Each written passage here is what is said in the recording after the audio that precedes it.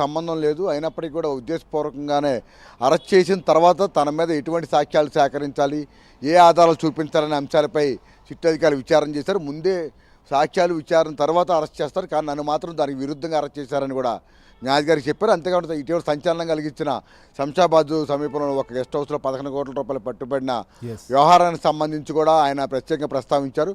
ఆ 11 కోట్లు నిజంగా తనకు ఎటువంటి సంబంధం లేదని, నిజంగా తనవే అయితే అటుపై వేలు ముద్రలు కూడా ఉంటాయి, వాటిని పరిశీలించుకోవచ్చు అని కూడా కోరారు. అంతేకాకుండా 11 కోట్ల రూపాయలు ఒకసారి అంత డబ్బు తానే అక్కడ దాచుకుంటే అంతకాలం ఎందుకు ఉంచానని కూడా చెప్పుకొచ్చారు. ఇక చెవిరెడ్డి భాస్కర్ రెడ్డి తన ఆరోగ్య పరిస్థితిని బట్టి మధ్యంతర బెయిల్ మంజూరు చేయాలని కూడా మరోసారి న్యాయాధికారి విచారణ వాయిదా వేశారు. ఉండేది కూడా తిరుపతి సంబంధించినటువంటి శివారుల్లోనే ఉంటారు వారు. అంటే తిరుపతిలో ఉన్నటువంటి రొయ్య ఆసుపత్రిలో వైద్య సేవలు కావాలని కోరినట్టుగా తెలుస్తుంది. చాలామంది ఇతర కార్పొరేట్ హాస్పిటల్లో కావాలంటారు. సరే, అక్కడ కూడా చాలా ఫెసిలిటీస్ ఉంటాయి అనుకోండి. సో ఏంటి ఆయనకు ఉన్నటువంటి సమస్య ఏంటి? మామూలుగానే చెవిరెడ్డి భాస్కర్ రెడ్డి ఇటీవల మనం ఆయన కోర్టుకు తీసుకొని వచ్చినప్పుడు కానీ తిరిగి జైలుకి తీసుకొని వచ్చేటప్పుడు నాకేం సంబంధం లేదు, మద్యంతో అసలు నేను ముట్టను, మద్యానికి సంబంధించిన కేసులో నన్ను ఇరికించడం అన్యాయం లాంటి నినాదాలు చేస్తూ ఉన్న పరిస్థితులు కూడా మనం చూసాం. ఏంటి అసలు ఆయనకి ఏంటి మన ఆరోగ్యపరమైన సమస్యలు ఉన్నాయి, ఏం చూపించారు మధ్యంతర బెయిల్ కోసం అని? అంటే చెవిరెడ్డి భాస్కర్ రెడ్డి మొదటి నుంచి కూడా రాజకీయ నాయకుడిగా వ్యవహరిస్తూ ఉన్నారు. ప్రజాక్షేత్రంలో అనేక ప్రసంగాలు చేసి ప్రజలను ఎలా కట్టుకోవాలి, మీడియాని ఎలా అట్రాక్ట్ చేయాలనే దానిపై అతనికి కొంత అవగాహన ఉంది. ఈ నేపథ్యంలో మొత్తం 12 మంది నిందితుల్లో ఇతర అందరూ కూడా అధికారులు ప్రజాక్షేత్రంలో సంబంధం లేని వారు కావచ్చు. కానీ ఇటు మిథున్ రెడ్డి కానీ చెవిరెడ్డి భాస్కర్ రెడ్డి మొదటి నుంచి కూడా ప్రజాక్షేత్రంలో ప్రచారాలు చేసి ఎన్నికల ఓట్లు అడిగి ప్రజలు నాడి ఎలా ఉంటుంది, వారి ఆలోచన ఎలా ఉంటుంది అనే దాని మీద కొంత అవగాహన ఉంది. ఈ నేపథ్యంలోనే చెవిరెడ్డి భాస్కర్ రెడ్డి మొదటి నుంచి కూడా ఉద్దేశపూర్వకంగా కోర్టు హాలు రాగానే జైలు నుంచి బయటకు వచ్చిన వెంటనే మీడియా కెమెరాలు కనిపించిన వెంటనే ముందుకు వచ్చి తన తప్పు లేదు, నేను ఇందులో నిర్దోషిని, మద్యం ముట్టలేదు, నా తండ్రికి మాట ఇచ్చాను, ఇలా పలు దఫాలుగా పలు సందర్భాల్లో వ్యాఖ్యలు చేశారు. చివరికి అతని వ్యాఖ్యలు భరించలేక సిట్ అధికారులు కూడా అతన్ని ఈ వర్చువల్ విధానంలో హాజరుపరిచే అవకాశం ఇవ్వాలని కూడా పిటిషన్ దాఖలు చేసే పరిస్థితికి వచ్చారంటే అర్థం చేసుకోవచ్చు. కానీ వ్యూహాత్మకంగా ఈరోజు అతను కోర్టుకు తీసుకొచ్చిన సమయంలో ఎక్కడా కూడా అతను నోరు విప్పలేదు. నమస్కారం చేసుకుంటూ కూడా జీబు దిగిన దగ్గర నుంచి కోర్టు హాల్ వరకు నమస్కారం చేసుకుంటూ మాత్రమే లోపలికి వెళ్ళారు. అయితే కొంతకాలంగా అతను వెన్నునొప్పితో బాధపడుతున్నారని చెప్పి డాక్టర్ కూడా సర్టిఫికేట్ ప్రొడ్యూస్ చేశారు. దీనికి సంబంధించి ప్రైవేట్ హాస్పిటల్ గతంలో తిరుపతి హాస్పిటల్లో చేయించుకునేందుకు అనుమతి ఇవ్వాలని కోరగా అప్పట్లో కోర్టు దానికి అనుమతించలేదు.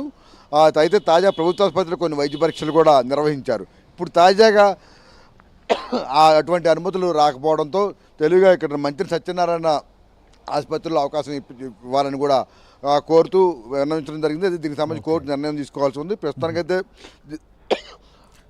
మధ్యంతర బెయిల్ సంబంధించి 30వ తారీఖు అయితే వాయిదా వేశారు. రైట్ మీరు అన్నట్లుగా ఏదైతే మొత్తం ఆయన పిటిషన్ అయితే 30వ తేదీకి వాయిదా వేశారు. సో ఆరోగ్యపరమైనటువంటి సమస్యలు ఉన్నాయి, తనకు వెన్నునొప్పి కారణాలతో చెవిరెడ్డి భాస్కర్ రెడ్డి మధ్యంతర బెయిల్కి అప్పీల్ చేసుకున్నారు. సో దీనిపైన కూడా 30వ తేదీన తేలబోతోంది. కరెక్టే. ఇక మద్యం నిందితులకి అందరికీ కూడా వచ్చే నెల 9 వరకు రిమాండ్ని అయితే పొడిగించారు. సో ఓవరాల్గా ఇక ఈ కేసు సంబంధించిన విషయంలో మనం చూసాం, ఆ సంబంధిత శాఖ ఎక్సైజ్ శాఖను చూసిన అప్పటి డిప్యూటీ సీఎంగా కూడా పనిచేసిన నారాయణ స్వామిని కూడా విచారించారు.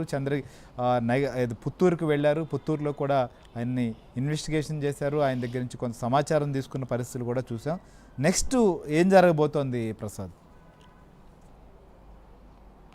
అంటే ఈ కేసులో ఇప్పటి వరకు చూస్తుంటే తవ్వే కొద్దీ కూడా అనేక వాస్తవాలు వెలుగులోకి వస్తూ ఉన్నాయి. అందులో భాగంగా మొదటి నుంచి కూడా కేసిరెడ్డి రాజశేఖర రెడ్డి తనకు ఎవరితో సంబంధం లేదని చెబుతున్నప్పుడు కూడా ఇప్పటివరకు అరెస్ట్ చేసిన కీలకమైన వ్యక్తులు ఎవరైతే ఉన్నారో వారందరూ కూడా కేసిరెడ్డి రాజశేఖర రెడ్డితో ఏదో సందర్భంలో భేటీ అయ్యి డబ్బులు తీసుకోవడం కావచ్చు, లేకపోతే అధికారుల మార్పిడి కావచ్చు, తాడేపల్లి ప్యాలెస్కి ఏ విధంగా డబ్బులు పంపించాలనే అంశాలపై చర్చించినట్టు కూడా సిట్ అధికారులు ఆధారాలతో నిర్ధారించారు. ఇప్పుడు తాజాగా నారాయణ స్వామి గతంలో విచారణ రమ్మని కొరగా తన అనారోగ్యం కారణంగా రాలేదని చెప్పుకొచ్చారు. కానీ ఇటీవల ఇక్కడ నుంచి నేరుగా సిట్ అధికారులు ఆయన నివాసానికి వెళ్ళి 2 గంటల పాటు విచారించిన నేపథ్యంలో అతను చెప్పిన స్టేట్మెంట్ అంతా కూడా వీడియో రికార్డింగ్ కూడా చేసినట్టు తెలుస్తూ ఉంది. అప్పుడు కూడా తాను ఎక్సైజ్ శాఖ మంత్రిగా కొనసాగినప్పటికీ కూడా తన ప్రమేయం లేకుండానే మొత్తం ఈ వ్యవహారం నడిచిందని కూడా ఆయన చెప్పుకొచ్చినట్టు తెలుస్తోంది. ఈ పరిణామాల నేపథ్యంలో ఆ శాఖ మంత్రిగా అతను కూడా బాధ్యుడు అవుతాడు కాబట్టి అతను త్వరలోనే ఆ విచారణ పేరుతో ఇక్కడ తీసుకొచ్చే అవకాశం ఉంది, లేకపోతే అరెస్ట్ చేసే అవకాశం ఉందని కూడా న్యాయ నిపుణులు అయితే భావిస్తున్నారు. ఈ మరో 10 రోజుల్లోనే దీనికి సంబంధించి కీలకమైన అప్డేట్ రాబోతుంది శ్రీగారు.